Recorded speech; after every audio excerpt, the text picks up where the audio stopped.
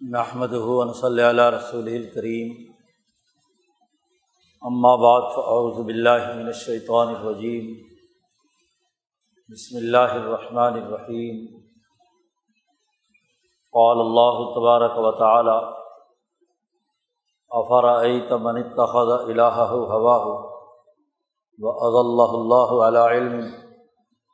وختم علی سمعہ وقلبہ وجعل علی بصرہ غشاوہ فمن یہدیہ من بعد اللہ افلا تذکرون۔ وقال النبی صلی اللہ علیہ وسلم: لا تزال طائفۃ من امتی قائمین علی الحق لا یضرهم من خالفهم۔ وقال النبی صلی اللہ علیہ وسلم: کانت بنو اسرائیل تسوسهم الانبیاء کلما ہلک نبی خلفہ نبی آخر الا لا نبی بعدی سیکون خلفاء فیکثرون۔ صدق اللہ مولانا العظیم وصدق رسولہ النبی الکریم۔ معزز دوستو، دین اسلام کی تعلیمات انسانیت کے لیے ایسی عظیم اور وسیع شاہراہ فکر و عمل واضح کرتی ہے کہ جس پر چل کر انسان، ایک سچا مسلمان، بالکل سیدھے راستے پر چل پڑتا ہے، اسے کسی اور فکر اور نظریے کی ضرورت پیش نہیں آتی۔ ترقیات کی منازل انسان طے کرتا ہے۔ انسان کی کامیابی اس بات میں ہوتی ہے کہ وہ علمی اور عملی طور پر ایک ایسی شاہراہ اختیار کرے جو اس کے فکر کو جلا بخشے اور اس کے عمل میں مہارت اور صلاحیت منتقل کرے، عملی طور پر وہ کامیاب ٹھہرے۔ علمی طور پر جب تک اس کا فکر اور نظریہ درست نہ ہو، عملی طور پر کام کرنے کی اہلیت اور مہارت پیدا نہ ہو، اس وقت تک کامیابی ممکن نہیں ہوتی۔ کتاب مقدس قرآن حکیم اور نبی اکرم صلی اللہ علیہ وسلم کی تعلیمات ایسا صاف، واضح، روشن، بالکل ہر چیز سے، ہر کجی اور کوتاہی سے پاک صاف راستہ اللہ پاک نے عنایت فرمایا ہے۔ نبی اکرم صلی اللہ علیہ وسلم نے خود ارشاد فرمایا کہ مجھے جو راستہ دیا گیا ہے، طریقہ کار دیا گیا ہے، وہ بیضاء نقیہ، بالکل روشن، جو دماغ میں روشن خیالی پیدا کرتا ہے، جو وجود کے اندر توانائی اور مہارت منتقل کرتا ہے، اور جو انسانیت کی کامیابی کے لیے ایسا پاک صاف ہے کہ اس میں کسی مزید ملاوٹ یا کسی اور سے رہنمائی لینے کی ضرورت پیش نہیں آتی۔ عمر فاروق رضی اللہ تعالیٰ عنہ نے اپنے جو علم کی جستجو تھی، اسی علم کی جستجو کے مطابق انہیں کہیں تورات کے کچھ اوراق مل گئے، اس میں کچھ اچھی باتیں تھیں، غیر تحریف شدہ حصہ تھا۔ تورات اللہ کا کلام ہے جو موسیٰ علیہ السلام پر نازل ہوا، انجیل عیسیٰ علیہ السلام پر نازل ہوئی، اس میں بہت اچھی اور عمدہ باتیں تھیں جو قرآن حکیم کی تعلیمات کے مطابق تھی۔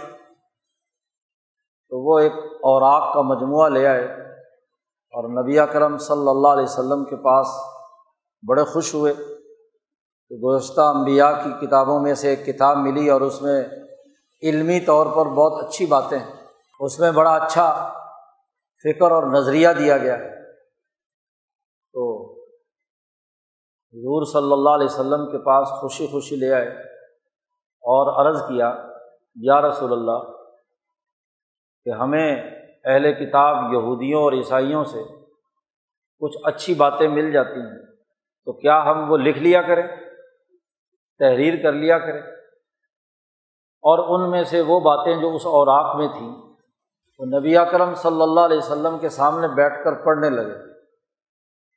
کہ دیکھیں اس میں کوئی خامی کی بات تو ہے نہیں، اچھی باتیں۔ تو تورات سنانا شروع کر دی۔ نبی اکرم صلی اللہ علیہ وسلم اس مجلس میں ابو بکر صدیق رضی اللہ تعالیٰ عنہ بھی تھے، صحابہ کا مجمع تھا۔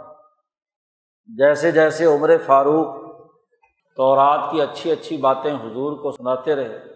ویسے ویسے نبی اکرم صلی اللہ علیہ وسلم کا چہرہ انور غصے سے سرخ ہوتا گیا۔ ابو بکر صدیق رضی اللہ تعالیٰ عنہ کی نظر پڑی حضور صلی اللہ علیہ وسلم کے چہرہ انور کی طرف، تو حضرت عمر فاروق کو کونی ماری اور کہا، دیکھو ادھر دیکھو، رسول اللہ صلی اللہ علیہ وسلم کے چہرہ انور کی طرف۔ غصے سے چہرہ سرخ ہو رہا ہے۔ جب عمر رک گئے تو حضور اقدس صلی اللہ علیہ وسلم نے فرمایا کہ اے عمر، مجھے جو تعلیم دی گئی ہے، میں جو تمہارے پاس پیغام لے کر آیا ہوں، اس میں دو خصوصیتیں ہیں۔ بیضاء ایک لفظ یہ آتا ہے، اور دوسرا نقیہ، روشن، جو دل و دماغ، عقل و شعور اور فہم و بصیرت کو روشن کر دیتا ہے۔ آج کل روشن خیالی کا بڑا چرچا ہے۔ نبی اکرم صلی اللہ علیہ وسلم نے فرمایا کہ میں جو تمہارے پاس لے کر آیا ہوں، کتاب مقدس قرآن حکیم اور احادیث مبارکہ، میرا پیغام جو ہے یہ بالکل روشن ہے۔ آدمی کو ضرورت ہوتی ہے ایسے علم کی جو اس کے دماغ کو روشن کر دے، اس کے وجود کو منور کر دے، اسے بات پورے طور پر سمجھ میں آ جائے، جو چیلنج درپیش ہے اس کا صحیح تجزیہ کر کے صحیح رائے قائم کر لے، اور ایسی رائے ہو جیسے روز روشن کی طرح پورا جہان روشن ہوتا ہے، ایک ایسا دن جس میں سورج پوری آب و تاب کے ساتھ چمک رہا ہو، تو کوئی چندھائی ہوئی آنکھوں والا کہے گا کہ جی مجھے روشنی نظر نہیں آتی، ورنہ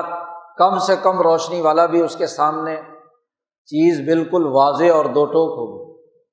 بیضاء۔ اور دوسرا جملہ ارشاد فرمایا نقیہ،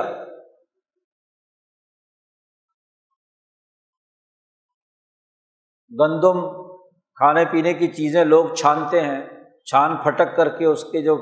پتے وتے اور گندی چیزیں ہوتی ہیں وہ باہر نکال دیتے ہیں۔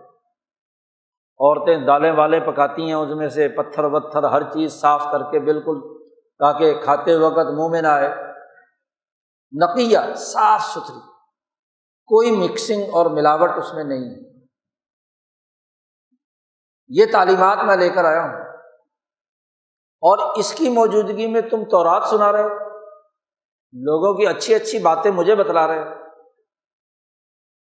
جب انسان کے سامنے ایک روشن راستہ، صاف ستھرا، جس میں کوئی کجی اور کوتاہی نہیں، وہ سامنے آ جائے، تو پھر ادھر ادھر کے افکار و خیالات، چاہے وہ اچھے اور صاف ستھرے ہی کیوں نہ ہوں، لیکن زیادہ صاف ستھرے کے مقابلے میں کم صاف ستھرا کیسے قبول کیا جا سکتا ہے؟ تو میں ایک ایسا راستہ لے کر آیا ہوں۔ اور پھر حضور صلی اللہ علیہ وسلم نے بڑے جلال سے فرمایا، اے عمر، اگر آج موسیٰ بھی زندہ ہوتے تو میری اتباع کیے بغیر کامیاب نہ ہو سکتے۔ آج موسیٰ کا پیغام مجھے سنا رہے ہو تو کیوں؟ اس سے زیادہ ترقی یافتہ، اس سے زیادہ صاف ستھرا اور روشن راستہ نبی اکرم صلی اللہ علیہ وسلم نے فرمایا میں تمہیں پیش کر رہا ہوں، اور اس سے زیادہ تم روشن خیالی کے لیے ادھر ادھر دوڑ رہے ہو۔ اب دل میں چونکہ اچھی بات کا وہ تصور دل کو لگی عمر فاروق کے، تو وہ اس اچھی بات کا تصور جو دماغ میں بیٹھا ہوا، عمر فاروق رضی اللہ تعالیٰ عنہ کے اس دماغ سے حضور صلی اللہ علیہ وسلم کے اس کہنے سے کھرچ کر پھینک دیا گیا۔ جو عمل، جو بات نفسانی تقاضے سے سامنے آئے، نفس کو اچھی لگے، مصلحین اور بالخصوص انبیاء علیہم السلام نفس کی پیدا کی ہوئی اچھائیوں کو کھرچ کر پھینک دیتے ہیں، اور اس کی جگہ پر عقل و شعور کی وہ روشن بات، جو عقل وحی الہی سے منور ہو، صاف ستھری ہو، صاف شفاف ہو، اس کو منتقل کر دے۔ ہر عقل مند سمجھدار آدمی کہتا ہے جی کیا ہوا، اچھی بات اس نے بھی کہی ہے نا، اس نے بھی کہی ہے، اس نے بھی کہی ہے، بہت سو نے کہی ہوگی، لیکن آپ کے پاس جو تعلیم ہے کتاب مقدس قرآن حکیم کی صورت میں، نبی اکرم صلی اللہ علیہ وسلم کی احادیث کی صورت میں، آپ صلی اللہ علیہ وسلم نے دو وصف بیان کر دیے کہ سب سے زیادہ روشن اور سب سے زیادہ صاف ستھری اور پاکیزہ ہے، ملاوٹ سے پاک خالص نور ہے۔ نبی اکرم صلی اللہ علیہ وسلم جو انسانوں میں انسان اکبر ہے، تمام انبیاء کے سردار ہیں، ان کا قلب مطہر جب ملائے اعلیٰ اور عرش الہی کے ساتھ جوڑا تو ویسی پاکیزگی کسی اور نبی کی تعلیم میں کیسے ہو سکتی ہے؟ خواہ وہ موسیٰ کلیم اللہ ہوں یا عیسیٰ روح اللہ ہوں، وہ نبی ہیں، اپنے دور میں انہی کی تعلیمات بیضاء اور نقیہ تھی دوسروں کے مقابلے میں، لیکن حضرت محمد مصطفیٰ صلی اللہ علیہ وسلم کی تعلیمات آج اس دور میں وہ بیضاء اور نقیہ ہیں، یہ دور محمدی ہے، نبی اکرم صلی اللہ علیہ وسلم کی تعلیمات، اس میں چھان پھٹک کا ہونا، نقیہ ہونا ضروری ہے، اس میں روشن خیالی کا ہونا بہت ضروری ہے، بیضاء صاف ستھری روشن، کوئی ابہام نہ ہو، کوئی شک نہ ہو، علمی طور پر کوئی اس میں رکاوٹ نہ ہو، بالکل روشن، ابہام سے الگ، صاف ستھری۔ دوسری حدیث میں حضور صلی اللہ علیہ وسلم نے فرمایا کہ میں ایسی تعلیم لایا ہوں جو الحنیفیہ السمحہ البیضاء، جو بالکل یکسو ہے، کوئی اس میں ذہنی انتشار پیدا نہیں ہوتا کہ کبھی ادھر کے کبھی ادھر کے، کبھی ایک رائے کبھی دوسری رائے، کبھی یہ کبھی وہ۔ حنیفیت سوچ سمجھ کر عقل و شعور اور دین کی تعلیمات کی روشنی میں ایک رائے قائم کر لی تو یکسو ہیں اپنی رائے پر، کبھی کچھ ایسا نہیں، دو ٹوک رائے۔ حنیفیت سمحہ ہے، اس رائے میں وقار ہے، وہی رائے باوقار ہوتی ہے جو ایک دفعہ فیصلہ کرنے، عزم اختیار کرنے، سوچ سمجھ کر قائم کرنے کے بعد اس پر استقامت ہو، اور اگر استقامت نہ ہو تو سماحت نہیں ہوتی، وقار نہیں ہوتا۔ آج ایک رائے، کل دوسری رائے، پرسوں تیسری رائے، چوتھے اس کے بعد رائے، تو لوگ کہیں گے یہ عجیب لوگ ہیں، کل ایک بات کہتے تھے، آج ایک بات کہہ رہے ہیں، پرسوں کچھ اور بات ہے، تو وقار رہتا ہے۔ بے وقاری پیدا ہوتی ہے، عزت ختم ہو جاتی ہے۔ دین عزت چاہتا ہے، معزز ہے وہ، اور اسی عزت کو برقرار رکھنا ان لوگوں کا کام ہے جو اپنے آپ کو دیندار کہتے ہیں، اس فکر اور نظریے کے وارث، ان کے لیے لازمی اور ضروری ہے کہ وہ اپنی رائے کو باوقار طریقے سے قائم رکھیں، اس پر ڈٹے رہیں، ہوا کے کتنے ہی جھونکے آئیں، مصیبتیں کتنی ہی پڑیں، پروپیگنڈا کتنا بھی ہو، وہ اپنی رائے پر قائم۔ السمح البیضاء، اس دوسری حدیث میں بھی فرمایا بیضاء، بالکل روشنی پیدا کرنے والی، چمکتی ہوئی، واضح اور دو ٹوک راستہ بیان کرتی ہوئی، کوئی تزلزل نہیں، کوئی ابہام نہیں، جو رائے قائم کر لی صحیح بنیادوں پر قائم ہو گئی تو اب وہ روشن بھی ہوگی، باوقار بھی ہوگی، اور انسانیت کے لیے ایک واضح اور سیدھا راستہ یکسوئی کا بھی پیدا کرے گی۔ یہ ہے دین کی تعلیم۔ عمر فاروق نے جب یہ بات سنی تو حضور صلی اللہ علیہ وسلم سے معذرت کی، معافی مانگی، اور کہا رضینا باللہ ربا وبالاسلام دینا وبمحمد نبیا، کہ اللہ ہمارا رب ہے، اس پر راضی ہے، اور اسلام ہمارا دین ہے، اس پر بھی راضی ہے،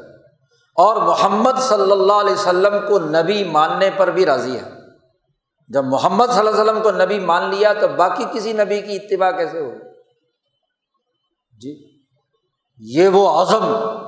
یہ وہ ارادہ ہے۔ آپ صلی اللہ علیہ وسلم کی صحبت کا اثر دیکھیے، اس مجلس کے اثر دیکھیے کہ عمر فاروق کے قلب سے جو دوسری باتوں کی کوئی سی ذرا سی اہمیت بھی تھی وہ نکال کر باہر پھینک دیا، اور فوراً قلب مطمئن ہو گیا کہ محمد مصطفیٰ صلی اللہ علیہ وسلم کو بطور نبی کے، اسلام کو بطور دین کے، اللہ کو بطور رب کے ماننے پر ہم راضی ہیں۔ پورے وجود میں حضور صلی اللہ علیہ وسلم کی یہ بات سرایت کر گئی سر سے پاؤں تک عمر فاروق کے قلب میں، علم منتقل ہو گیا، روشن خیالی پیدا ہو گئی، جرأت اور ہمت پیدا ہو گئی، استقامت پیدا ہو گئی، سماحت آ گئی، افکار چھٹ گئے، یکسوئی پیدا ہو گئی۔ یہ وہ تربیت تھی نبی اکرم صلی اللہ علیہ وسلم کی، یہی وہ علم ہے جسے نبی اکرم صلی اللہ علیہ وسلم لے کر آئے، اور اس علم کو جس نے جتنی زیادہ وسعت، اہلیت، صلاحیت کے ساتھ سیکھ لیا اتنے ہی اونچے درجے کا صحابی ہے۔ ان تعلیمات پر سب سے اعلیٰ درجے میں اگر کسی نے علمی اور عملی طور پر سمجھا تو وہ صدیق اکبر ہے، اس کے بعد اعلیٰ درجے میں کسی نے سمجھا تو عمر فاروق، پھر عثمان غنی، پھر علی المرتضیٰ ہے، کیونکہ خلافت کا استحقاق علم کی بلندی اور صلاحیت کی بنیاد پر ہے۔ قصہ آدم اس پر گواہ ہے۔ فرشتوں نے اللہ سے کہا تھا کہ آدم کو جو مٹی سے بنا ہوا ہے، جہاں زمین پر ہر وقت لڑائیاں ہوتی رہتی ہیں، وہاں آپ نے اسے بھیجنا ہے، یہ تو لڑتے مرتے رہیں گے۔ اتجعل فیہا من یفسد فیہا، جو خون بہائے گا، فساد مچائے گا، اس کو خلیفہ بنا رہے ہو۔ تو اللہ نے کہا امتحان لے لیتے ہیں، تمہارے علم کا بھی اور آدم کے علم کا بھی۔ تو علمی طور پر آدم علیہ السلام نے شکست دی فرشتوں کو، تبھی تو فرشتے سجدہ کرنے پر مجبور ہوئے۔ اس لیے حکومت اور خلافت کے لیے بسطۃ فی العلم والجسم، اللہ نے کہا طالوت کو حکمران اس لیے بنایا کہ اس کا علم بھی وسیع ہے اور اس کی عملی اور جسمانی طاقت اور قوت بھی بہادری اور دلیری کی۔ اس لیے صدیقیت اور فاروقیت نام ہی یہ ہے اس بات کا ہے کہ علم بھی وسیع ہو اور عمل بھی وسیع ہو۔ ان دونوں حضرات کی سب سے بڑی خصوصیت یہ ہے۔ تو علمی مرتبے بھی خلافت سے متعین ہو گئے جی۔ حضرت عثمان کے بعد چوتھا نمبر ہے حضرت علی رضی اللہ تعالیٰ عنہ کے علم کا بھی اور عمل کا بھی۔ تو علمی صلاحیت اور استعداد کہ جس میں کسی قسم کا ابہام نہ ہو، کسی قسم کی کوئی کمی اور کجی نہ رہے، وہ علم۔ اور علم کے حصول کے ساتھ ساتھ اس بات کی ضرورت بھی ہے کہ علم کے جتنے ذرائع ہیں وہ بھی صاف ستھرے ہونے چاہیے۔ دنیا میں انسان علم حاصل کرتا ہے تو علم کے ذرائع اس کی آنکھیں ہیں، آنکھوں سے مشاہدہ کرتا ہے، کانوں سے سنتا ہے، قلب اور دماغ سے سمجھتا ہے۔ عقل فعل القلب ہے، دل کا فعل ہے، تو قلب کا وہ حصہ جو عقل سے متعلق ہے اس سے وہ سمجھتا ہے۔ ذرائع علم تینوں ہیں۔ ان ذرائع علم کو اگر انسان خراب کر لے اور مسلسل خراب کرتا رہے تو گمراہی کے راستے پر چلا جاتا ہے۔ یہ جو آیت ابھی خطبے میں تلاوت کی گئی ہے اس میں اللہ تبارک و تعالیٰ نے ارشاد فرمایا افرأیت، وہ قرآن پڑھنے والے، تلاوت کرنے والے، ذرا دیکھ تو صحیح، بھلا بتا تو صحیح، افرأیت من اتخذ الہہ ہواہ، جس نے اپنی خواہش کو اپنا خدا بنا لیا۔ خواہش وہ ہے جو نفس سے پیدا ہوتی ہے، جس میں علم کا دخل نہ ہو، جہالت غالب ہے، وہ خواہش۔ نفس تو ہر چیز کی خواہش کر سکتا ہے، اتنی خواہشیں اور اتنی آرزوئیں ہیں، سینکڑوں، ہزاروں، لاکھوں، کروڑوں، جتنا بھی کرنا چاہو، اتنی خواہشیں ہیں کہ ہر خواہش پہ، وہ شاعر کہتا ہے نا، ہر خواہش پہ دم نکلے،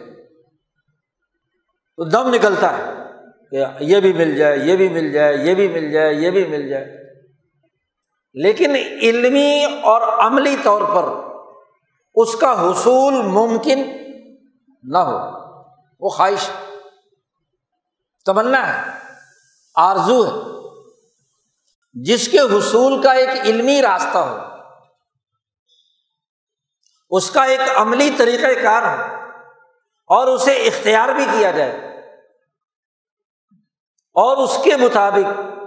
حقائق کے تناظر میں جس قدر اس محدود دنیا میں اس کا حاصل کرنا ممکن ہو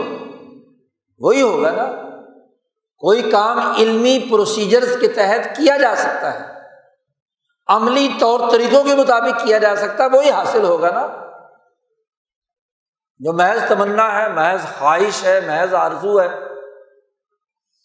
جیسے شاعر لوگ ہوتے وہ کہتے ہیں نا کہ محبوب کے قدموں میں چاند تارے توڑ کر لا کر رکھوں گا، ذرا بھلا چاند تارے ٹوٹ کر محبوب کے قدموں میں علمی اور عملی طور پر آ سکتے ہیں؟ جی نہیں آ سکتے۔ خواہش ہے، ہوا ہے جی، اور ہوا کا کوئی کچھ بھی نہیں، کیا ہونا تھا؟ خالی ہوا کے اندر بازو چلاتے رہو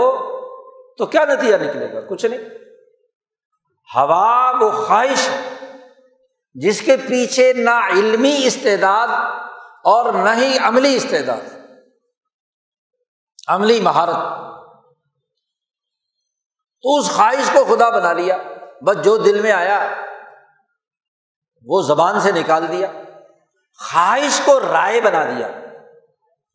خواہش کو خدا بنا دیا۔ کھانے کی خواہش ہوئی اس کے پیچھے دوڑ پڑا، پینے کی خواہش ہوئی اس کے پیچھے دوڑ پڑا، کوئی خواہشات کی حد ہی نہیں ہے، سیاسی خواہش، معاشی خواہش، تمنائیں، آرزوئیں، سماجی خواہش، تو خواہشات کو خدا بنانا۔ اور جب آدمی خواہشات کو خدا بناتا ہے تو ایک خواہش جس سے انسان کو لذت حاصل ہوتی ہے، ایک حالت جو انسان پر آتی ہے، وہ زیادہ سے زیادہ 10 منٹ تک رہتی ہے، بس 15 منٹ تک رہتی ہوگی۔ مثلاً آپ نے ایک منظر دیکھا اور اس سے آپ کو بڑی خوشی حاصل ہوئی، تو یہ ہیپینس کتنے منٹ رہتی ہے؟ سارے ماہرین نفسیات کہتے ہیں 15 منٹ سے زیادہ نہیں، اس کے بعد ایک نئی خواہش پیدا ہو جائے گی، اگلی حالت آ جائے گی، آپ کے جسم کا کیمیائی تعامل فوراً بدل جائے گا، جیسے کیمسٹری بدلے گی تو فوراً کیا ہے، ایک نئی خواہش۔ وہ 15 منٹ، کوئی زیادہ زور لگائے گا تو کوئی 2-4 دن، اور جتنی درجے کی خواہش ہوتی ہے اتنے ہی وہ خواہش اتنے لمبے عرصے تک بھی چل سکتی ہے۔ لیکن اگر اسی خواہش کو ایک آدمی پال لے اور اس طرح استعمال کرتا رہے مسلسل، تو خواہشات کے مسلسل استعمال سے کان بھی خراب، آنکھیں بھی خراب، دل بھی خراب، کیونکہ علم کے ذرائع بند کر دیا آپ نے، صرف نفس کی خواہشات کے پیچھے دوڑ رہے۔ اور یاد رکھیے، جب بھی انسان اپنے جسم کے کسی عضو کا استعمال چھوڑ دے تو ایک وقت آتا ہے کہ وہ ناکارہ اور مفلوج ہو جاتا ہے۔ آپ ذرا 40 دن اپنا ہاتھ ایک جگہ پر باندھے رکھو اور اس کے بعد کھولو تو حرکت اس کی ختم۔ ذرا کچھ دن تک آنکھیں بند رکھو، دیکھنے کا عمل جو آنکھوں کا ہے وہ ختم کر دو، ایک عرصے کے بعد آنکھیں کھولو تو آنکھیں کام کرنا چھوڑ دیں گی۔ حتیٰ کہ ایک آدمی سو کر صبح کو اٹھتا ہے تو اچانک ایک دم چیزوں کو دیکھ نہیں پاتا، پہلے آنکھیں ملتا ہے، تھوڑی دیر بیٹھتا ہے، بحال توانائی ہوتی ہے تو پھر کہیں دیکھنے کی، پکڑنے کی صلاحیت پیدا ہوتی ہے۔ نیند جو فطری ہے اس کے بعد اگر یہ حالت ہے، اور اگر مسلسل ایک آدمی کافی دنوں تک آنکھ کا استعمال نہ کرے تو آنکھ مفلوج، کان کا استعمال نہ کرے، ڈانٹ دے لے کانوں میں تو کان مفلوج، دل سے سمجھداری کی اور عقل کی باتیں کرنا چھوڑ دے، صرف نفسانی خواہشات کے پیچھے دل دوڑتا رہے تو وہ مفلوج۔ اور جب وہ حد آ جاتی ہے کہ جب وہ مفلوج ہو جائے تو دنیا کا کوئی ڈاکٹر اس مفلوج عضو کو زندہ نہیں کر سکتا، اس کی حرکت بحال نہیں کر سکتا۔ ایک لمبے طویل عرصے تک آپ نے اس عضو کو معطل چھوڑے رکھا تو اب تو خشک ہو گیا، اس میں تو توانائی رہی نہیں، کرنٹ ہی نہیں جا رہا، تو وہ عضو کیا حرکت کرے گا؟ آنکھیں کیا کام کریں گی؟ کان کیا کام کریں گے؟ دل کیا کام کرے گا؟ اس لیے نبی اکرم صلی اللہ علیہ وسلم نے فرمایا، روشن دن طلوع ہو، بیضاء صاف ستھری تعلیم ہو، سماحت اور باوقار والی ہو، اور انسان اس روشن دن کو دیکھنے سے عاجز آ جائے، دیکھنا بند کر دے، آنکھیں بند کر دے، کانوں میں ڈانٹ دیے رکھے، اچھی اور سمیع بات کے لیے قلب کو اس کے سمجھنے کی طرف متوجہ نہ کرے، تو اسی کو اللہ نے کہا کہ ختم اللہ علی قلوبہم وعلی سمعہم وعلی ابصارہم۔ یہ فطری نظام کی بات ہے نا، دنیا کے باقی اعضاء کے ساتھ بھی یہی ہے۔ اس نے خواہشات کی آنکھیں تو کھولی، خواہشات والا دل تو کام کر رہا ہے، خواہشات والے کان تو کام کر رہے ہیں، لیکن علم کے حصول کے لیے نہ کان کھولے، نہ آنکھیں کھولی، نہ دل کھولا، تو ایک وقت آیا کہ وہ ایسا ناکارہ ہو گیا کہ اللہ میاں نے مہر لگا دی۔ یہ تو ایک کائنات کے نیچرل سسٹم کے تحت ہوا ہے، تو اس کے ساتھ ظلم تو نہیں ہوا۔ قرآن اس آیت مبارکہ میں کہتا ہے افرأیت، کیا تم نے دیکھا نہیں اس آدمی کو جس نے اپنی خواہشات کو اپنا خدا بنا لیا؟ اس کے نتیجے میں کیا ہوا؟ اضلہ اللہ علی علم، علم کے باوجود اللہ نے اسے گمراہ کر دیا، کیونکہ وہ علم خواہشات کا اعلی کار بنا ہوا ہے، وہ علم فروشی، اس نے معاشیات کا علم حاصل کیا سرمایہ داری کے لیے، اس نے سیاسیات کا علم حاصل کیا اور عمل کیا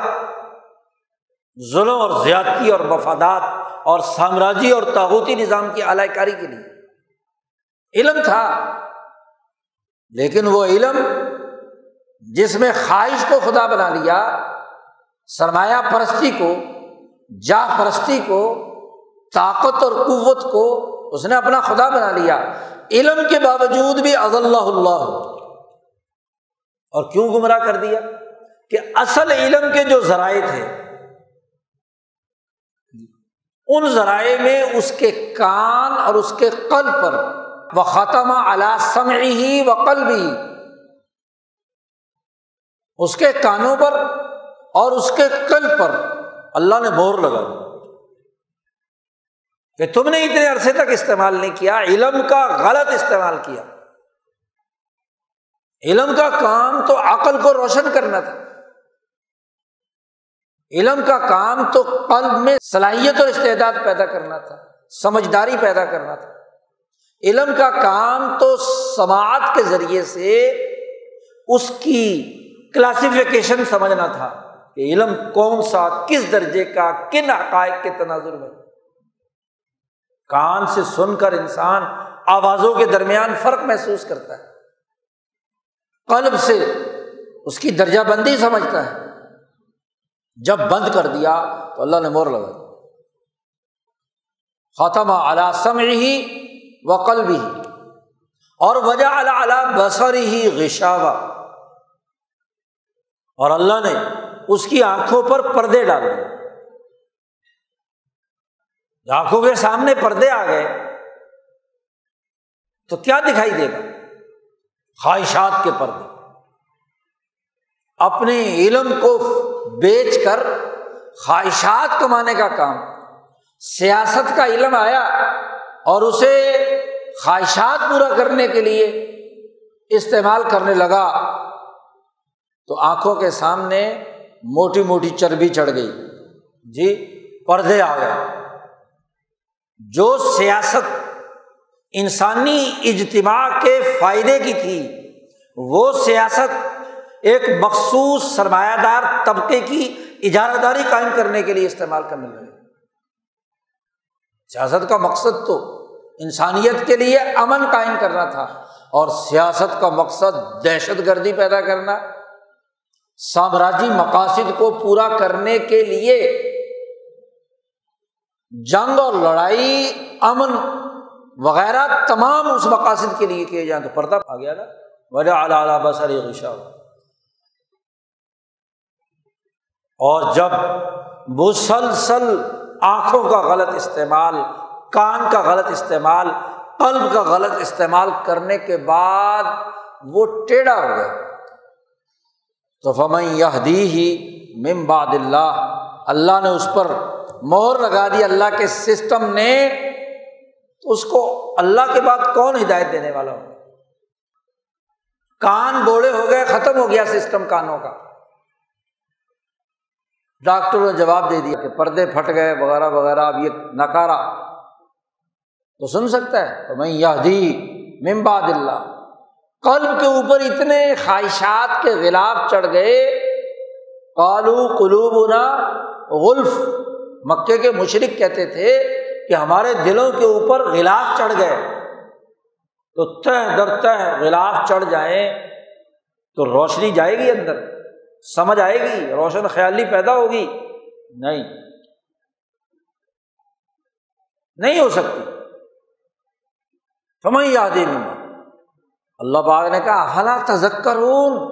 اور لوگوں تم کیوں نصیحت حاصل نہیں کرتے؟ کیا ہو گیا تمہیں؟ آنکھیں کھولو، اپنے دل کی دروازے کھولو، غلافوں کو پھاڑ دو، کانوں کے اندر ڈانٹیں ڈالی ہوئی ہیں وہ نکال دو۔ قرآن نے مثال دے کر کہا کہ ان کی حالت تو یہ ہے، کانوں میں ڈانٹیں ہیں، جی وقر ہے، بوجھ پڑا ہوا ہے، پانی چلا جائے، کوئی اندر چیز داخل ہو جائے تو بوجھ ہے نا، وقر ہے، آنکھوں کے سامنے پردے ہیں۔ تو علم کے تینوں ذرائع خراب کر لیے، تو جو علم ہے بھی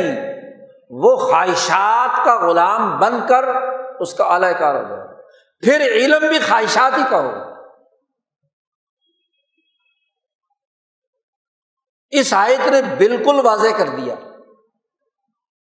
کہ بیضاء، نقیہ، حنیفیت اور سمحہ والے دین کے بالمقابل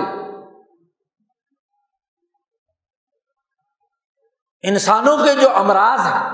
وہ یہ کہ وہ اپنی خواہشات کو اپنا خدا بنا لیتے ہیں، اور اس خواہشات کے خدا بنا لینے کے نتیجے میں ان کا علم برائے فروخت ہوتا ہے، خواہشات کا غلام۔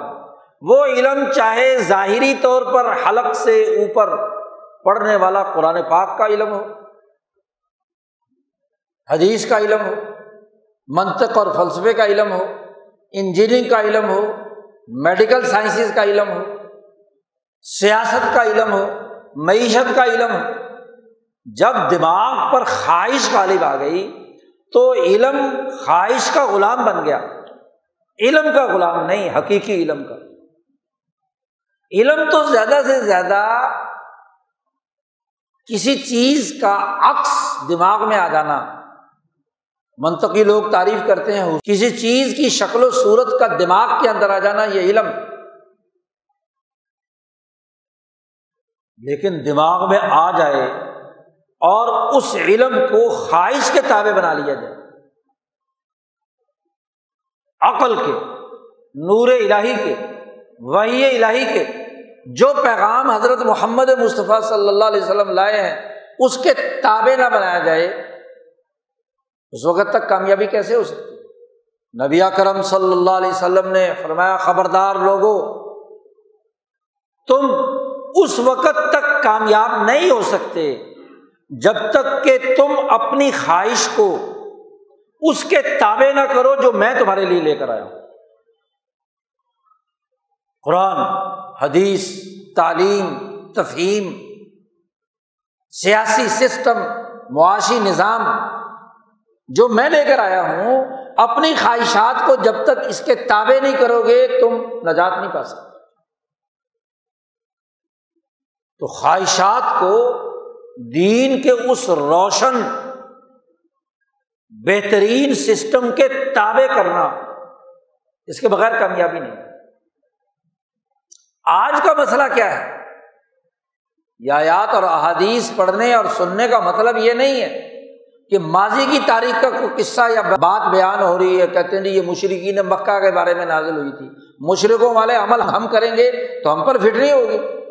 ہم اپنے کان بند کر دیں، آنکھیں بند کر دیں، دل بند کر دیں، اور پھر کہیں گے جی یہ آیت تو مکے کے مشرکوں کے بارے میں نازل ہوئی تھی، ہمارے پر کیوں فٹ کر رہے ہو؟ رسول اللہ صلی اللہ علیہ وسلم نے فرمایا کہ جیسے یہودی اور عیسائی گمراہ ہوئے، جس جس راستے پر وہ چلے تو تم بھی چلو گے، میری امت بھی چلے گی، تم بھی اس کے مطابق کردار ادا کرو۔ جیسے انہوں نے علم فروشی کی، جیسے انہوں نے گمراہی کی، بلکہ آپ صلی اللہ علیہ وسلم نے یہاں تک فرمایا لوگوں سنو، اگر کسی یہودی بدبخت نے اپنی ماں سے منہ کالا کیا ہوگا تو میری امت میں بھی ایک آدمی ایسا ہوگا وہ کلمہ پڑھنے کے باوجود اپنی ماں سے منہ کالا کرے گا۔ جی مسلمان اپنے آپ کو کہلائے، لیکن حرکت یہ کرے گا۔ تو اگر انہوں نے اپنے علم کے دروازے روک لیے، ان کی کانوں میں ڈانٹ ہے، ان کے قلب پر مہر ہے، اگر ان کی عقل کے اوپر پردے پڑے ہوئے ہیں تو تمہارے نہیں ہو سکتے، میری امت کے اندر لوگ حضور صلی اللہ علیہ وسلم نہیں ہو سکتے، ہوگا۔ آج کیا ہے سب سے بڑا مسئلہ؟ جب سے یہ یورپین بھیڑیوں کا دنیا بھر کے سامراجی نظاموں کا تسلط ہوا ہے، خواہشات ابھار دی، جس کا نہ کوئی علم ہے، نہ کوئی عمل ہے، نہ کوئی مہارت ہے، نہ انسانیت دوستی کا کوئی عمل ہے، انفرادی خواہشات ابھار دی۔ یہ سسٹم خواہشات ابھارتا ہے، عقل بھی اسی کام کے لیے استعمال ہوتی ہے، قلب بھی اسی کے لیے استعمال ہوتا ہے، اور نفس تو ہے ہی اس کا ایجنٹ۔ خواہش پیدا ہی نفس میں ہوئی ہے، منبع اور مرکز ہی وہ ہے۔ اس کے لیے کنٹرول کرنے کے دو بندوبست اللہ نے کیے تھے کہ قلب ڈسیژن لیتے وقت علم کے تابع ہو، اور عقل جو علم کے ذرائع کو استعمال کر کے اس نفس کی خواہشات میں فیصلہ کرے کہ کون سی خواہش واقعی ضرورت ہے اس جسم کی، اور کون سی خواہش اس جسم کی ضرورت نہیں ہے، اس کو رد کر دیا جائے۔ نفس نے کہا مجھے بھوک لگی ہوئی ہے، تو کیا یہ بھوک سچی ہے یا جھوٹی؟ اور پھر جس چیز کو کھانا چاہتا ہے وہ کھانا جسم انسانی کے لیے مفید ہے یا مضر، نقصان پہنچانے والا ہے یا فائدہ؟ پھر اس میں سے فائدہ مند میں سے زیادہ فائدہ مند کون ہے، تو اس کا فیصلہ عقل کرے گی اور قلب کرے گی۔ اور جس نے عقل بھی اٹھا کر پھینک دی اور قلب بھی اٹھا کر پس پش ڈال دیا، صرف نفس کی خواہشات کی پیروی کرنے لگا، یا قلب کو کمزور کر کے اپنے تابع بنا کر اس کو کہا کہ وہ فیصلہ کر جو میں چاہتا ہوں، اور عقل کو تابع بنا کر کہا کہ جو وہ رائے دو، وہ علمی منطق جھاڑو جس سے یہ خواہش پوری ہو، جسٹیفائی کرو عقلی طور پر کہ جو میرا نفس مطالبہ کر رہا ہے یہی فائدہ مند ہے۔ اس سرمایہ داری کی لعنت نے یہ خرابی پیدا کی۔ پچھلے 1000 سال دور میں افراد کے اندر یہ معاملہ ہوتا تھا، لیکن سرمایہ داری نظام نے اجتماعی طور پر یہ سسٹم پیدا کر دیا جو خواہشات کو ابھارنے والا، سرمایہ پرستی، جاہ پرستی، ذاتی مفادات، گروہی اور طبقاتی مفادات، سفاکیت، فساد، فتنہ، یہ سب خرابیاں باقاعدہ سسٹم کے طور پر مسلط کر دی۔ ایسا سسٹم بنا دیا جھوٹ بولنے کا، بددیانتی کا، انسان دشمنی کا، ظلم کا، ناانصافی کا، حقوق توڑنے کا، کہ عام آدمی اس سسٹم کا مقابلہ کرنے کی اہلیت نہیں رکھتا۔ اور پھر اس کے لیے جو جس شعبے کا ماہر تھا، اس نے علم حاصل کیا تھا، وہ اس نے علم برائے فروخت رکھ کر ان خواہشات کے مطابق دلائل دینے شروع کر دیے۔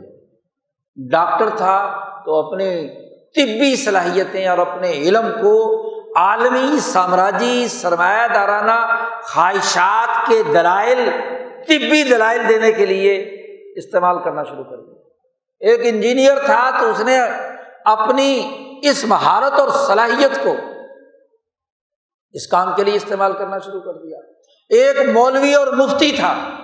اس نے اپنے فتوے کی صلاحیت اور اپنے علم کی صلاحیت کو اسی کام کے لیے استعمال کرنا شروع کر دیا،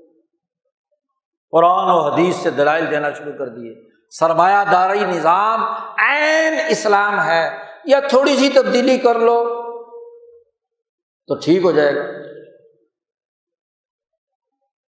عالمی سامراج کی سیاسی خواہشات کا مذہب اسیر ہو کر رہ گیا، اور جب ہوا، ذرا 250 سال کی کوئی سچا ڈاکٹر تحقیق کرے کہ اس 250 سال میں تم نے کتنی آراء بدلی ہیں اور بدل کر انہی آراء پر آ رہے ہو جو اس سے پہلے کے 1000 سالہ دور کے عقلاء نے، انسانیت کی خدمت کرنے والوں نے رائے بنائی تھی۔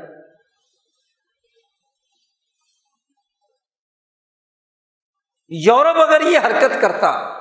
تو سمجھ میں آتی تھی کہ یورپ پہلے والے 1000 سالہ دور میں ڈارک ایج میں رہتا تھا، ابھی بچہ نیا نیا علم سامنے آیا تو انہوں نے کہا جی ہم خود سمجھیں گے، ایشیا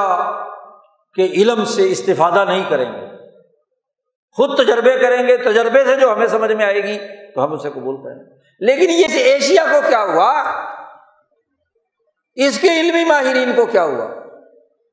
جن کا تجربہ شدہ علم جہاں تھا اس سے آگے کی بات کرنی چاہیے تھی، نہ یہ کہ اس سے پیچھے واپس جا کر ان لوگوں کے پیچھے چل پڑے جو تجربہ نیا کر رہے تھے۔ جی کوئی ذرا تاریخ اٹھا کر دیکھے، مورخ صاحب، علم تاریخ کا رکھنے والا، کہ 250 سالہ دور کی تاریخ میں انسانیت کے ساتھ کیا ہوا، سماجی تشکیل کے حوالے سے، جنگوں کے حوالے سے، امن کے حوالے سے، سیاسی سسٹم کے حوالے سے، پچھلے دور کے مقابلے میں کیا ہوا، کتنی رائے بدلی، ہر دن گزرتے دن کے ساتھ نئی رائے سامنے آتی، نئے نئے تجربے۔ تو جاہل اگر تجربہ کر کے ایک جگہ پر پہنچے تو چلو بات سمجھ میں آتی ہے، اور جن کے پاس تجربہ شدہ علم ہو اس کو دھتکار کر وہ یہ کہیں کہ جی ہم نے بھی تجربہ کرنا ہے، حالانکہ یہ اصول اور ضابطہ ہے کہ تجربہ ہو چکا ہو تو مجرب جو ہے اس سے سوال کر لو، اس کے تجربے سے فائدہ اٹھاؤ، خود تجربے نہ کرتے رہو، حکیم سے مت سوال کرو کیونکہ وہ ایک نیا تجربہ بتائے گا نا، یہ کر لو یہ کر لو یہ کر لو۔ جو تجربہ کار ہے حکیم سے بھی پوچھنا تو تجربہ کار سے پوچھ لو، جو نیا نیا پڑھ کر آیا تو وہ تو تجربے ہی کرتا ہے۔ ذرا پچھلے 250 سال کی سیاسی تاریخ اٹھا کر دیکھ لو، معاشی تاریخ اٹھا کر دیکھ لو، سرمایہ داری نظام کی، خود سرمایہ داری نظام نے جی 1776 سے لے کر آج تک کتنی تبدیلیاں کی ہیں اپنے معاشی کانسیپٹ میں اور اپنے معاشی نظاموں میں، کتنے تغیرات و تبدلات، جیسی خواہش ہوئی ویسے ہی تبدیلی پیدا کر لی، اسے قانون بنا دیا، کیونکہ جب آپ نے اصول ہی یہ طے کر لیا کہ جو کچھ ہو رہا ہے باہر، چاہے چوری ہو رہی ہے، ڈاکہ ہو رہا ہے، لوٹ مار ہو رہی ہے، اس کو قانون بنا لو، بس یہ المیہ ہے سرمایہ داری نظام۔ اگر بہت سارے چور اکٹھے ہو کر چوری کر رہے ہیں تو کہ چونکہ معاشرے کی اکثریت کر رہی ہے تو جمہوریت کا تقاضا یہ ہے کہ چوروں کی بات کو قانون بنا لو، اخلاقیات سے اس کا کوئی رشتہ نہیں، معاشیات اور اخلاقیات کا جب ربط توڑا تو بس معاشی مفاد کس میں ہے اس کے مطابق اسی کو قانون بنا لو، طلب و رسد کا قانون دیکھ لو جی، خرید و فروخت کا قانون دیکھ لو، قیمتوں کے تعین کا معاشی قانون دیکھ لو، خرید و فروخت، لین دین، سماجی سیاسی معاہدات کی باتیں دیکھ لو، ذرا تاریخ اٹھا کر دیکھو۔ جب خواہش کی بنیاد پر فیصلہ ہوتا ہے تو خواہش کی بنیاد پر فیصلے مسلسل بدلتے رہتے ہیں، آج ایک خواہش ہے تو قانون یہ ہے، کل کو دوسری خواہش ہے تو قانون وہ ہے، کل کو پرسوں کو یہ خواہش ہے تو قانون یہ ہے۔ ذرا وکیل لوگ جو ہے، کوئی سمجھدار وکیل قانونی تاریخ 250 سال کی اٹھا کر دیکھے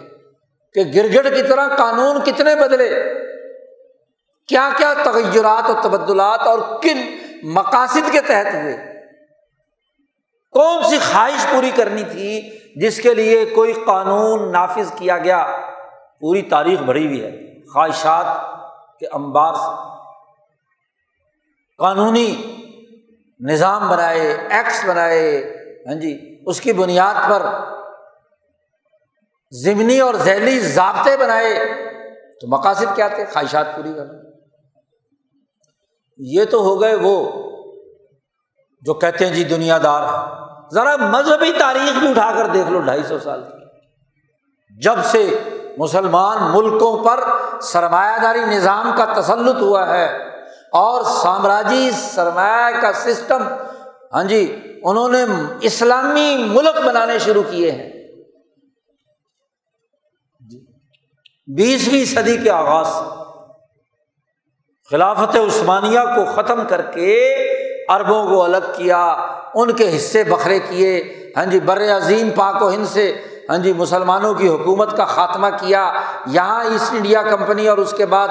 ہاں جی برٹش شہنشاہیت کا نظام بنایا۔ یہ ساری کی تاریخ اٹھا کر دیکھو کہ مذہبی لوگوں نے کتنی رائے بدلی ہے، اور اس کو بڑا خوبصورت نام دیا اجتہاد۔ جی اجتہاد کی بنیاد پر جو چاہے مرضی رائے بنا لو، اجتہاد اسے کہتے ہیں۔ اجتہاد تو کہتے ہیں کہ جو نبی اکرم صلی اللہ علیہ وسلم تعلیمات لائے، جو بیضاء ہے، نقیہ ہے، سمحہ ہے، اس بنیادی قانون پر عمل درآمد کے حوالے سے کوئی عملی مشکل پیش آئے تو اس کا طریقہ کار اس دور کے ذرائع اور وسائل کے مطابق بیان کرنا، یہ اجتہاد ہے۔ یہ تھوڑا ہی ہے کہ وہ ساری شریعت تو اٹھا کر ایک طرف کر دو، رومن لا نافذ کرو، سرمایہ داری سسٹم بناؤ، اور پھر کہو مولوی صاحب کے ساتھ کہ بھائی ذرا اجتہاد تو کرنا دین کے اندر، اس سرمایہ داری کے مفاد کے لیے کوئی بلا سود بینکاری بنا کر دکھانا، اس سامراجی جمہوریت آمریت کے لیے کوئی ذرا اسلام کا سیاسی نظام کا اجتہاد تو کر کر بتانا، یہ اجتہاد کہلائے گا۔ یہ تو وہ علم ہے جو ان سامراجی مقاصد کے لیے اعلی کاری کا کردار ادا کرتا ہے۔ اور یہ خوفناک صورتحال جو 150-200 سال پہلے چلی تھی، پچھلے 50 سال میں یہ اتنی بڑھ گئی کہ اب آپ کے اجتہاد اور آپ کی رائے کا فیصلہ دنیا کی سامراجی طاغوتی قوتیں اپنی خواہشات، اپنی سیاسی حکمت عملی، اپنی معاشی حکمت عملی کے تحت کرتی ہیں۔ جی ان کی حکمت عملی ہو کسی جگہ جنگ اور لڑائی کروانے کی، تو گز گز بھر زبانیں نکال کر علم کے باوجود اس علم کو استعمال کریں گے ان خواہشات کے لیے۔ جی قرآن کی آیتیں پڑھ کر سنائیں گے جہاد ہے، جی جنگ کے بغیر کام نہیں ہوگا، اٹھا لو اسلحہ، ما لکم لا تقاتلون فی سبیل اللہ والمستضعفین من الرجال والنساء والولدان لا یستطیعون حیلۃ، یہ آیتیں پڑھیں۔ اور جب ضرورت ختم ہو گئی تو اب خواہش دوسری ہے سامراج کی،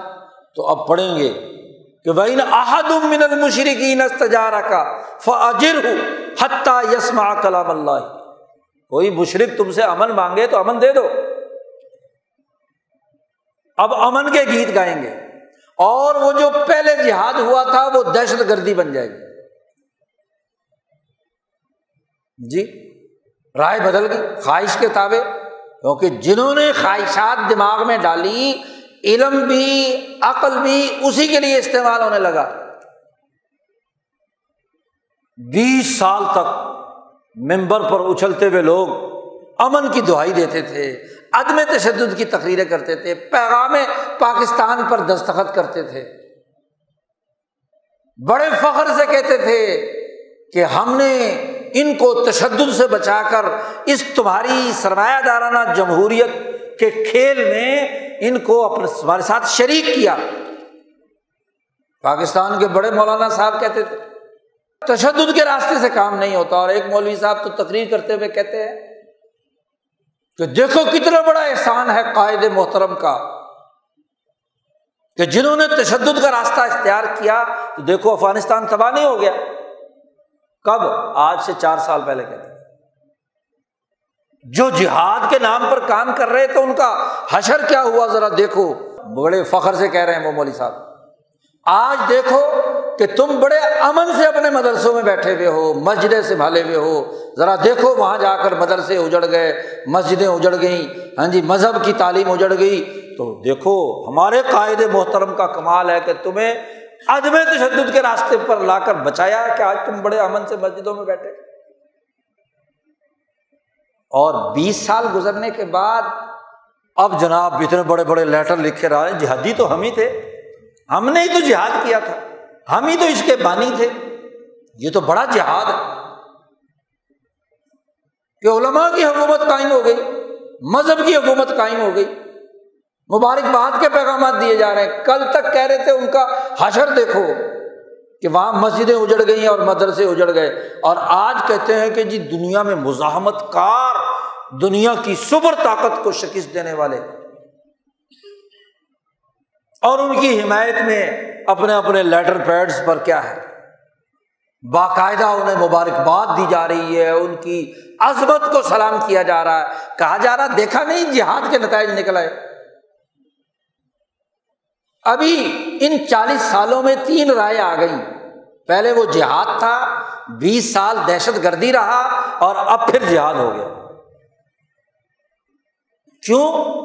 کہ جب دنیا کے 5 ملکوں کے انٹیلیجنس چیف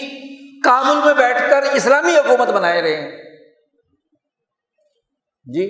بڑی بڑی سپر طاقت، امریکہ کا، روس کا، چین کا، بڑی بڑی طاقتیں ہیں نا، اور ضرور کسی یورپی یونین کا، اور ماشاءاللہ جو ان کے لیے کام کرتے رہے ان کے بھی ساتھ، تو انہوں نے مل کر کیا ہے، تو اب وہ اسلام کی حکومت ہو گئی، وہ اب ہاں جی خلافت اسلامیہ یا امارت اسلامیہ ہو گئی جی۔ جیسے دنیا کی 5 سپر طاقتوں نے جنگ عظیم اول اور دوم کے بعد 60 اسلامی ملک بنائے تھے جی، بنائے تھے نا اسلام کے نام پر، تو اگر 70-75 سال پہلے دنیا کی 5 ویٹو طاقتوں نے مل کر اگر 60 ملک 57 ملک بنائے تھے تو ایک اور بنا دیا، آج کے دور کی سیاسی طاقت نے تو اسلامی کہاں سے ہو گئی؟ خواہشات کا نام اسلام رکھ لیا۔ قرآن تو کہتا ہے کہ جو خواہش کو اپنا خدا بناتا ہے، یعنی اس دور کا خدا سرمایہ داری نظام، اس سرمایہ داری نظام کو جنہوں نے بت کے طور پر پوجا، اور سرمایہ داری نظام نے جو ہدایات دی اس کے مطابق نصاب بنا، نظام بنا۔ خبر آئی ہے کہ سعودی عرب کے سکولوں اور یونیورسٹیوں کے لیے نیا نصاب شکاگو یونیورسٹی میں وہاں کے پروفیسر، وہاں کے اسلام کے ٹھیکیدار بنا رہے ہیں کہ یہ نصاب پڑھایا جائے۔ یہ جو پہلے 40-50 سال 100 سال تم نصاب پڑھاتے رہے، یہ تو تشدد پر ابھارتا ہے۔ اس وقت اس کی ضرورت تھی تو شکاگو والوں نے وہ بنا کر دیا تھا، آج اس کی ضرورت ہے تو یہ نصاب بنا کر دیں گے۔ ذرا آپ اپنے ہاں دیکھو، آپ کا نصاب تعلیم اور نظام تعلیم 250 سال سے کون بنا رہا ہے؟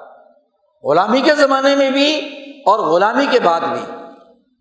کیا وہی امریکی اور برطانوی نام نہاد ماہرین تعلیم غلامی کا نظام تعلیم آپ پر مسلط نہیں رکھے ہوئے؟ روز نیا نصاب بدلتے۔ قوم آزاد ہے، اس کی زبان پنجابی، سندھی، پختون اور بلوچی اور اردو ہے، اور اس کو کہتے ہیں انگریزی پڑھو،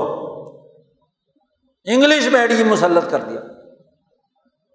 جبکہ یہاں کے اساتذہ میں سے 1% بھی ایسا نہیں جو اس سبق کو انگریزی میں، رواں انگریزی میں پڑھا سکے۔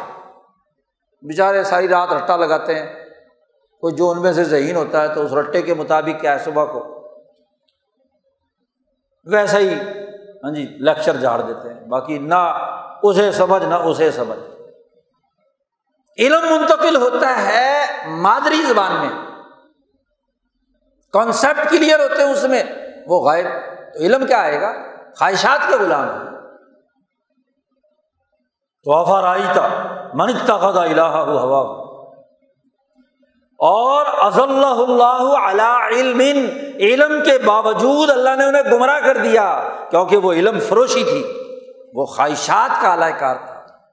وہ عالمی سامراجی طاغوتی طاقتوں کے خواہشات کو پورا کرنے کے لیے تھا، ان کے معاشی سسٹم، ان کے سیاسی سسٹم، ان کے انتظامی پورے نظم و نسق اور ان کے سماجی تعلقات کو استوار کرنے کے لیے وہ علم تھا، تو اس علم کے باوجود اللہ نے انہیں گمراہ کر دیا، عقل ماری گئی۔ علم رکھتے ہیں لیکن قلب میں فقاہت نہیں، علم رکھتے ہیں کانوں سے سمجھنے کی، یعنی ساری دنیا سمجھ رہی ہے کہ دنیا کی عالمی طاقتیں ایک پیج پر آئی ہیں اور ایک معاہدے کے تحت سارا کام ہو رہا ہے، تو یہ سننے کے لیے تیار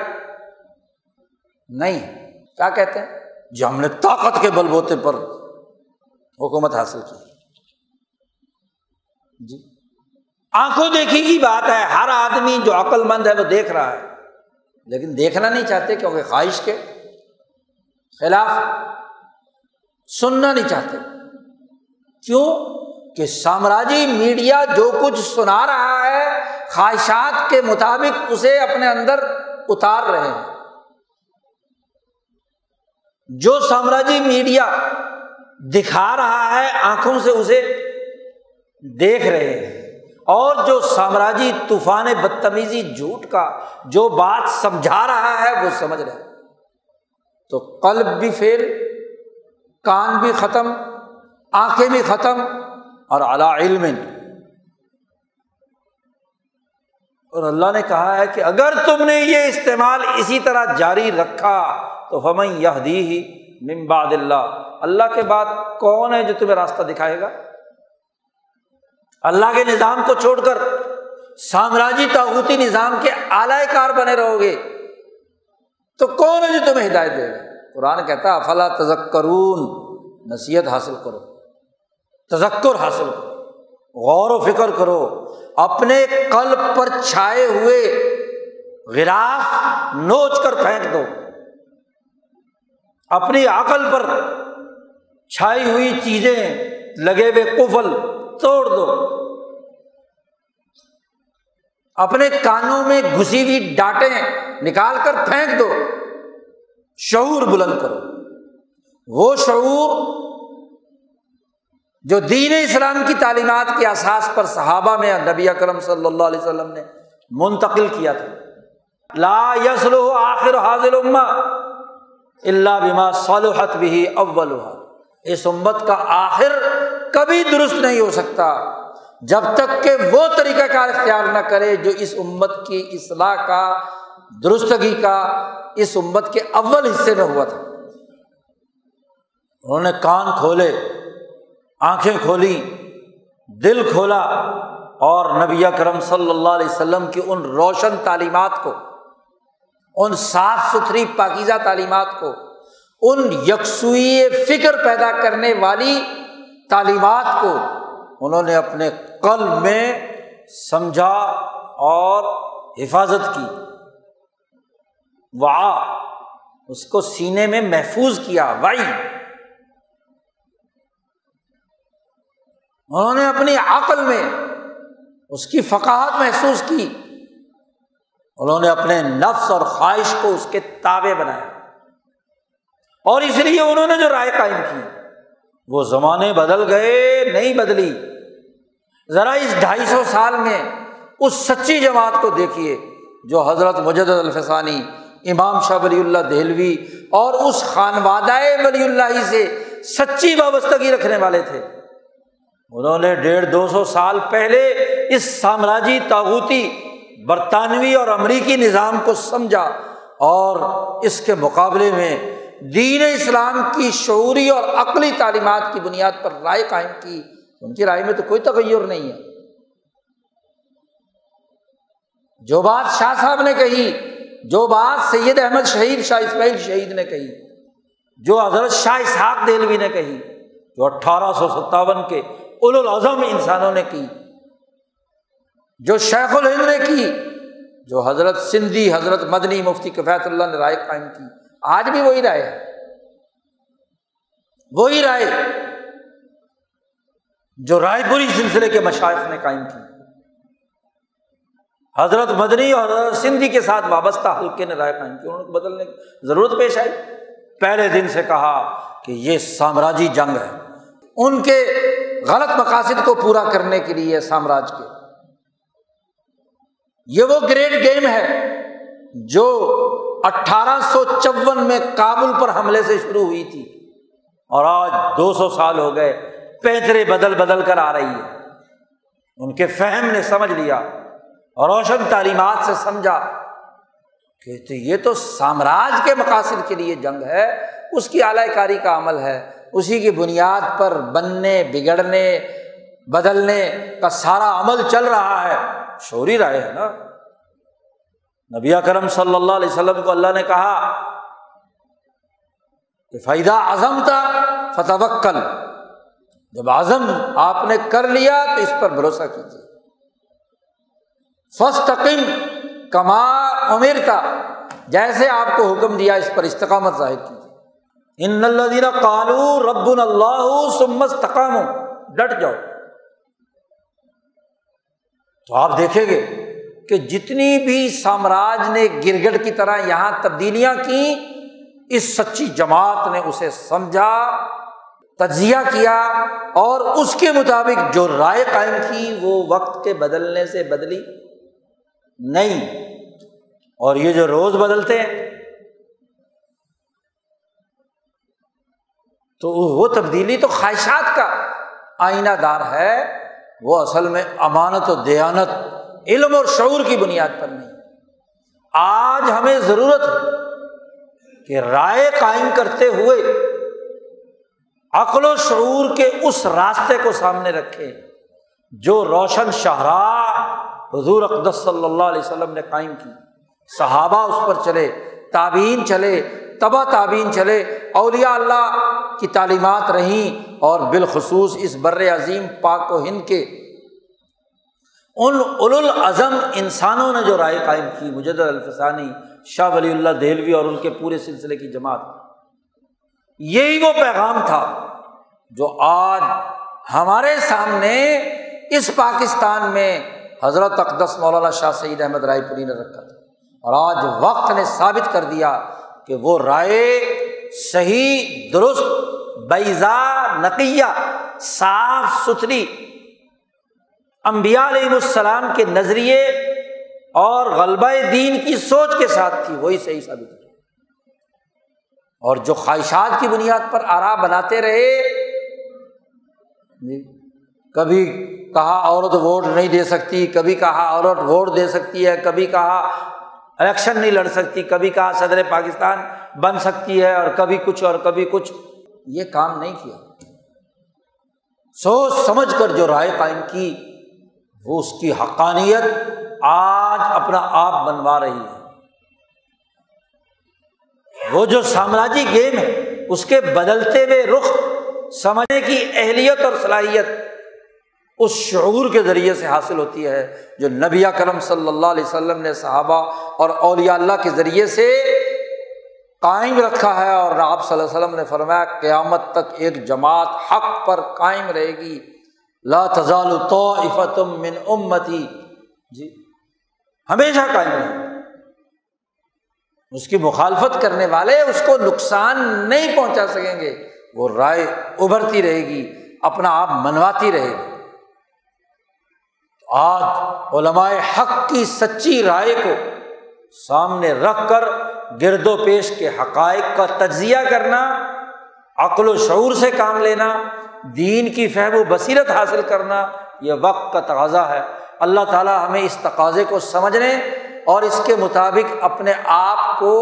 اپنی علمی استعداد کو، اپنے عملی کردار کو متعین کرنے کی توفیق عطا فرمائے۔ وآخر دعوانا الحمد للہ رب العالمین۔